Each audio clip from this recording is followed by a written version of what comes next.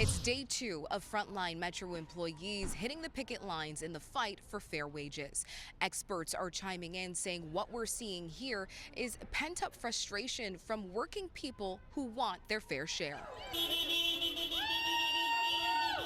They don't give us what we deserve it, so we still on fight. Doesn't matter how long is it. As Metro employees hit the picket lines for a second day today since rejecting a collective bargaining deal reached last week, labor experts say what we're seeing here are workers who've reached a boiling point. People need to eat. It's a signal to employers that they can't keep gouging people. Nearly 4,000 frontline Metro employees walked off the job on Saturday, closing over 27 stores across the GTA, all in the fight for fair wages, even though the union that represents them, Unifor Local 414, called it the best deal they've seen in decades.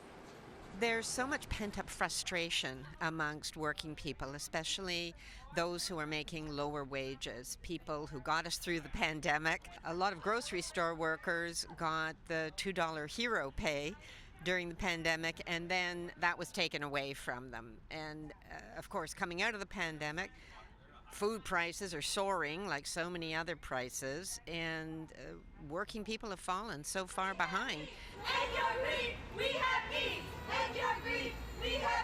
A study released last month from Canada's Competition Bureau found the country's 3 largest grocery companies collectively reported more than $100 billion in sales and $3.6 billion in profits last year. The message is that corporations, CEOs, the people at the top have been doing very well over the last number of years, and workers have fallen further and further behind. So the message is they've got to start sharing more of the wealth. Metro employees out on the picket lines today say they want equality. Prices keep going up, and yet we don't see our wages going up for anything. Yeah. You can't even afford a 1-bedroom apartment in Toronto nowadays, and yet we still don't get paid at all for what we do. We do a job that is like necessary for everyone's life. It's something everyone needs, and yet we don't receive anything for it. No respect. It's ridiculous. No respect. Most of these guys have been here for 23 years, and they're getting paid the same as a part-timer. You know what I mean? The gap is not far. We all do the same job, but we deserve to get recognized. Going forward, Nash says ultimately this could mark a turning point in the labor market.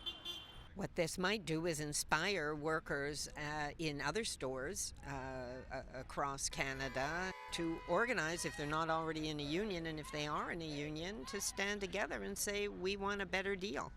I think that's what we may see, that there is an opportunity here for workers to catch up because they've been falling further and further behind, and it's unsustainable. Workers tell me that they're going to be out here for as long as it takes to get what they believe that they deserve. Now, there's currently no word on when Metro and the union will be back at the bargaining table. Rianne Campbell, City News.